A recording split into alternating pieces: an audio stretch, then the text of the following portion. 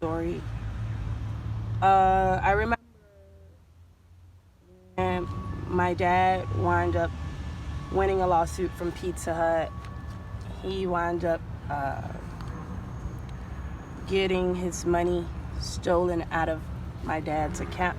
My dad wound up getting his money stolen out of his account from my baby father. He would write checks out, and he would go to the Social Security office, since him and my son share the same first and last name. He would put on his Social Security card Gregory Finney Jr.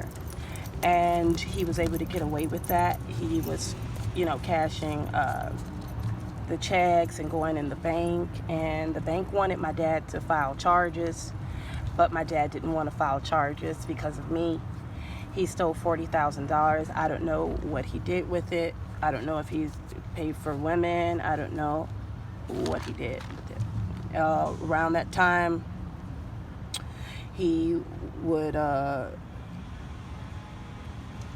go to my dad's account and steal all his money, and put me in the hospital to cheat, because around that time I didn't understand a lot of what was going on. So I was going through a mid-depression, where my grandmother and my mom came over and said, where is the money? Where is Elsa's dad's money? Like, what's going on? And why is Elsa losing her mind? Like, none of this is making sense. And yeah, Gregory also was screwing my coworker. Her name was Rhonda. I believe he also screwed a family member. He said he screwed my sister. I don't know how true it is. And my sister said it wasn't true.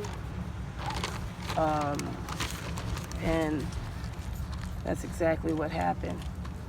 But with the case with Audrey, when she beat me with the hammer and I had to defend myself with the knife, I wound up getting the case dismissed. Audrey went downtown and signed on to get the case dismissed. I also found my grandma. I found out that my grandmother, I found out this when I was about last year, at age 32, I found out that my grandmother was raped by her own father in the country woods. She used to tell my great-grandmother that she was raped, and my great-grandmother didn't believe her, and she would beat her. I found this out from my Aunt Marilyn. I also found out this last year again, and I found out that my great-grandmother was raped by her grandfather, or her great-grandfather, which was some sort of a slave master. Also, I was pregnant with my son. It was told to me by my family that I need to get an abortion with my firstborn, and that wasn't the case, because I didn't wind up getting the abortion. I was 12 in the juvenile system. I think I told you guys about that. And for 3 years, I placed a Holy Bible on my belly, and I asked God for my first son, let it be a boy. And He gave me a boy. But today in 2021, I'm here with 3 boys. And I believe that God works wonderful miracles. My mom said she was raped on her prostitution journey when she was out there in the streets.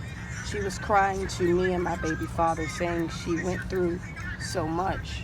Some of what one would put theirself through. Some of what she put herself through, but I can't be too much judgmental about what she put herself through and what she didn't put herself through. All I know is that she was raped. Also, the girl who I gave 300 stitches, I found out when I went to Wauchula, Florida, that she had a sister in that program, the program I was telling you guys about, the Florida Institute for Neurological Rehabilitation, and the one that I did like the 3 years at. And there, Lori had a sister there, and she was actually in that same program, and she was, while I was going there, she was leaving, which was a small world to me. She was leaving the program, and I was coming in.